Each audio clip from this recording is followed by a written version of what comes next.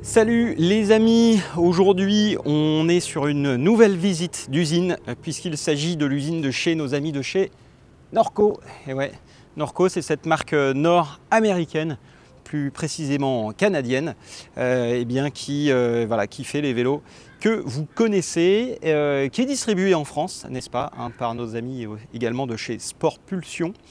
Et donc voilà, aujourd'hui je vais vous faire une autre visite, donc je vais vous montrer un petit peu l'envers du décor, comment les vélos sont créés, testés, développés, et voilà, et vous montrer un petit peu toutes les facettes de cet énorme entrepôt que vous allez voir et qui regorge de plein de surprises. Allez, c'est parti, on y va.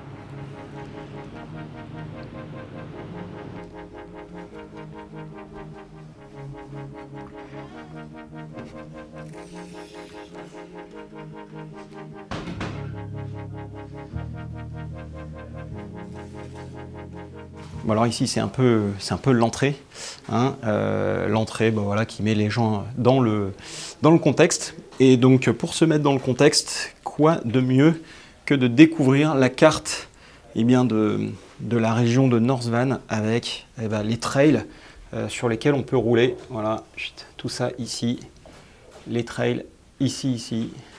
Voilà. Et nous on était à Seymour, hein, l'autre fois on était là.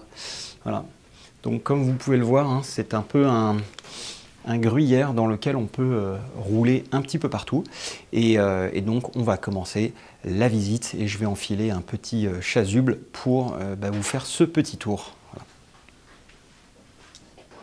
Donc ici on est dans ce que les gens de chez Norco appellent le NEST, N-E-S-T, c'est pour le Norco Excellence Standards and Testing. Et donc c'est ici que en fait sont développés les vélos. Donc on a cet atelier, voilà, avec les différents vélos qui sont testés, qui sont mis au point ici. Et donc là on peut voir un peu des machines en cours de développement que je ne vais pas pouvoir vous montrer évidemment. Et là regardez, on a Mark Wallace qui est du team qui a fait deuxième au Crankworx à l'ADH. Et donc on va aller voir un petit peu plus dans le détail ce qui se passe par ici. Ici, un vélo du team. Des cadres. Et plus loin, je ne pourrais pas trop vous montrer. Alors ici, on est dans une espèce de salle de test, hein, vous voyez, ça résonne quand même pas mal. L'idée, c'est qu'ici, on teste des cadres et on teste différents aspects, notamment ici, on teste la rigidité du cadre, donc avec la rigidité latérale, notamment celle du triangle arrière, et voilà, avec des instruments de mesure qui permettent de mesurer très précisément les variations, hein, la déformation. Ici, on va tester un autre type de cadre et puis avec un autre type de test. Et voilà, ici, on a d'autres également, d'autres bandes de test, voilà, des instruments de torture pour s'assurer que les vélos correspondent bien aux spécifications techniques des ingénieurs. Over here, yeah,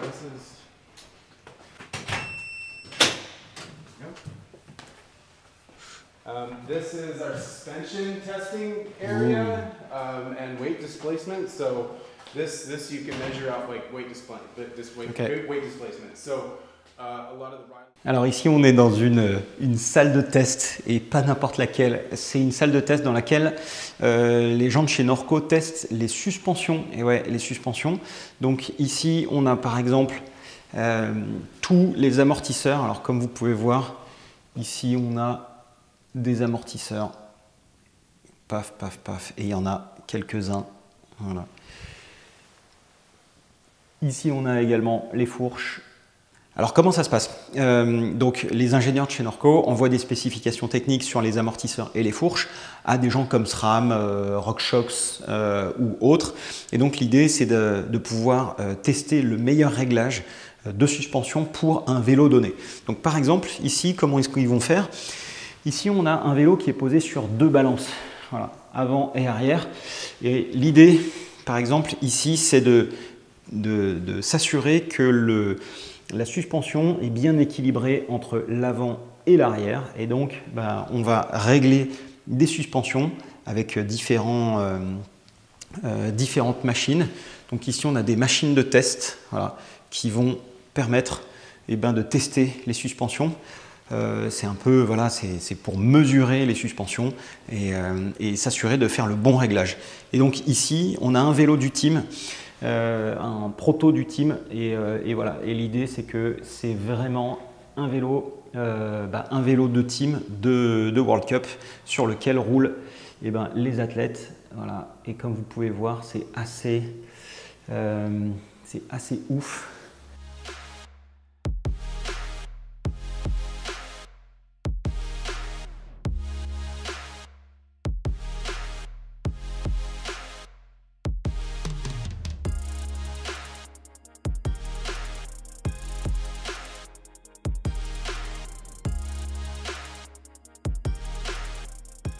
Et alors une autre salle de test intéressante ici, c'est ça. C'est cette espèce de petite salle dans laquelle les cadres sont testés avec de la boue, de la terre et des éléments. Voilà. Donc en gros, on met un cadre ici.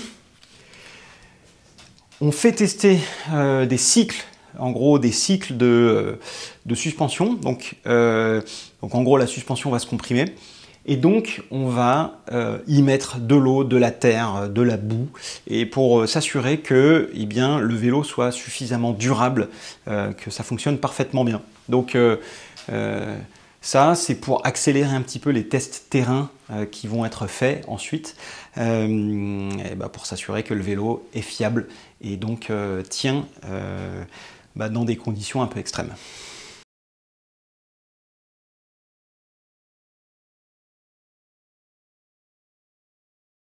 Donc ici, on est dans une salle dans laquelle les gens de chez Norco mesurent les cadres qu'ils reçoivent et avec quelques outils de haute précision et technologie, notamment ce scanner ici et également ce scanner ici qui vaut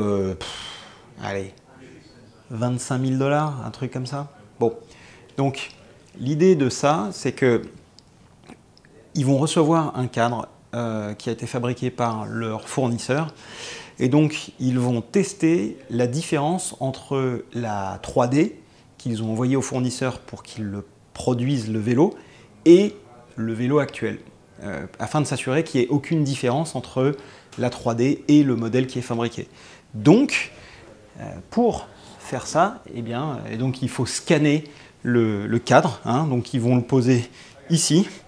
Et donc ils vont le scanner à l'aide de ces scanners et donc s'il y a des différences qui ne sont pas acceptables en termes de variation, ils vont contacter le fournisseur et lui dire mon ami, tu dois refaire le cadre jusqu'à ce qu'il soit parfait. Voilà, donc c'est avec ces petits engins que ça se passe.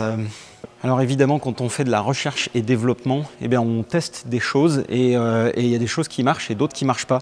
Notamment celle-ci, voilà, c'était un prototype de vélo avec une suspension arrière un petit peu particulière puisque, comme vous pouvez le voir, le bras arrière, le Zero Tolerance Stays, pas très bien nommé.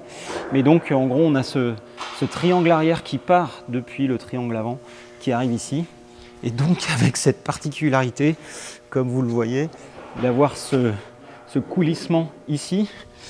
Et donc Voilà, on a le triangle arrière qui coulisse comme ça, donc c'est un peu spécial, c'est un peu bizarre. Et les ingénieurs se sont assez vite rendus compte que c'était une vraie saucisse, parce que il n'y a pas vraiment de rigidité, quoi. Voilà. On note quand même les composants d'époque, hein. DORXT ici, cette magnifique fourche RockShox. Voilà. Et donc tout est d'époque, tout est magnifique, et je crois que ça n'a jamais été roulé.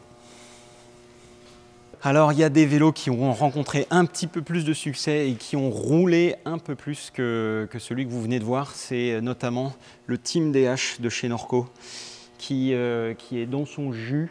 Il date à peu près de 2001.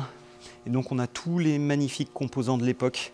On a donc les freins Hayes, guidon Easton avec la potence, la Marzocchi Shiver inversée. On a ces incroyables et magnifiques pneus Gazzalodi en 3 pouces. Absolument magnifique. Ce cadre que vous pouvez voir qui est de toute beauté, amortisseur Fox. Les selles, énormes selles, comme vous pouvez le voir. Le principe de ces selles, c'est que à l'époque, on s'envoyait quand même des gros drops avec des suspensions qui n'étaient pas énormes. Et donc, on ne savait pas tout à fait comment est-ce qu'on allait pouvoir ratterrir. Et donc, la selle permettait d'éviter de se broyer les boules. Voilà, voilà. Donc, voilà, on continue. Magnifique pédalier Raceface, dérailleur XTR et moyeu Hadley pour les connaisseurs.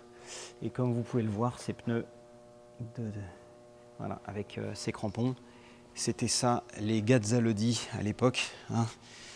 Je mets ma main, vous voyez, c'est 3 pouces, c'est vraiment gros, et voilà, et le vélo est dans son jus, et il conserve ce vélo comme d'autres que je vais vous montrer rapidement ici.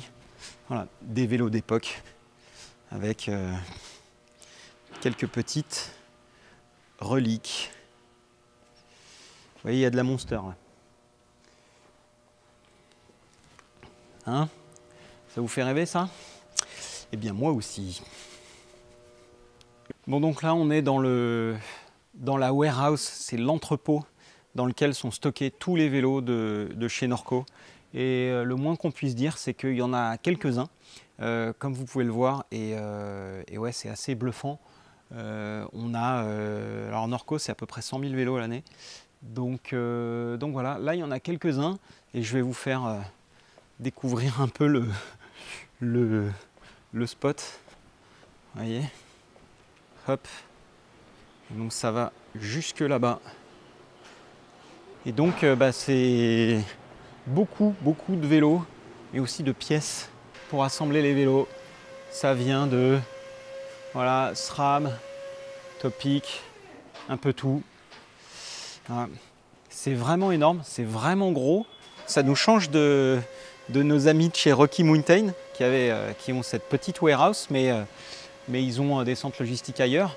Et voilà, et là c'est vraiment la logistique, le gros du truc, quoi.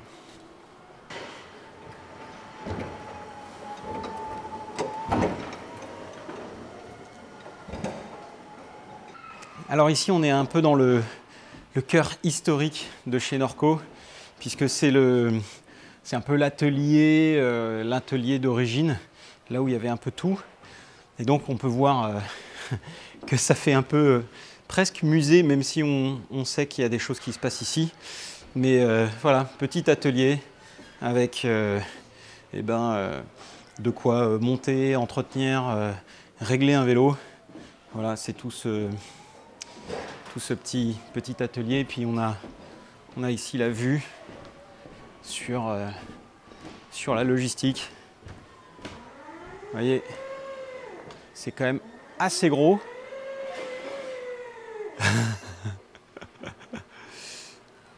Ouais, c'est gros. Ouais, quand même. Hein. On est dans une vraie entreprise de vélo, quoi.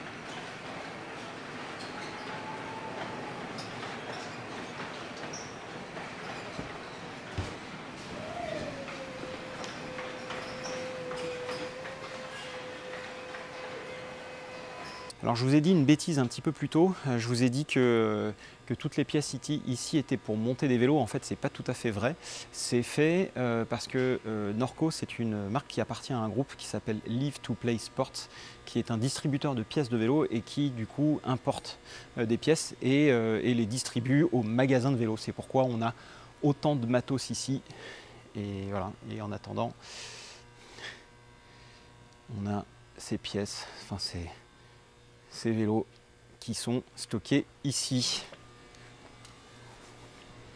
Alors ici c'est l'étage marketing, là où on décide les campagnes, comment seront mis en avant les vélos. Et il y a quelques vélos, quelques reliques, pas mal de souvenirs, de choses intéressantes, notamment ce vélo qui est le vélo de Jill Kintner avec lequel elle a apparemment gagné le titre de Queen of Crankworx. Vous voyez, ça c'est un sceptre. Et en gros, c'est voilà, c'est un tube en carbone, voilà, pour mettre en avant la Queen of Crankworx. Et ce vélo, comme vous pouvez le voir, en fait, c'est une carte, hein, c'est une carte à jouer qui a été imprimée sur le vélo. On a aussi ce magnifique cadre, comme vous pouvez le voir, voilà, ce magnifique cadre. Ça, c'est une édition limitée. Celui-là, c'est le numéro 0 sur 50. Et donc, édition limitée d'un cadre qui a ces couleurs assez flashy, assez cool. Et donc, il n'y en aura pas beaucoup qui l'ont. Ici, on a une autre relique.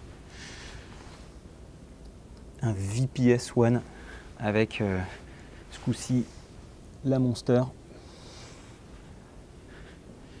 Toujours des grosses selles. Et après, on a d'autres petites reliques ici avec des maillots un peu mythiques. Brian Atkinson, voilà, Ben Reid qui a roulé sur Norco. Voilà, quelques trucs, hein, quelques petits souvenirs, quoi. Bon bah les amis, voilà pour cette visite de cette usine de chez Norco. Comme vous avez pu le voir, c'est quand même gros, hein. C'est des gens qui mettent des moyens dans ce qu'ils font. Super intéressant de voir la manière dont ces gens travaillent et justement les différences avec des gens comme Rocky Mountain qui sont un petit peu plus artisanaux. Ici, c'est gros, c'est grand, voilà, tout a l'air un petit peu neuf. Voilà, c'est intéressant de voir cette manière de faire, mais en tout cas, toujours animé par la même passion. Voilà, en tout cas, moi, j'ai bien kiffé, j'ai trouvé ça très très cool. J'espère que vous aussi, et si c'est le cas, vous n'hésitez pas à me le dire, ça se passe dans la rubrique commentaires. Et puis si vous avez des questions, des remarques, des choses comme ça, et ben voilà, vous me le dites et je serai ravi de vous faire, de vous répondre et d'éclairer votre lanterne. D'ici la prochaine vidéo, n'oubliez pas de vous abonner. Et puis enfin, comme d'habitude, je vous dis d'ici la prochaine, kiffez très très fort. Allez, je vous dis à plus. Ciao, ciao, bye.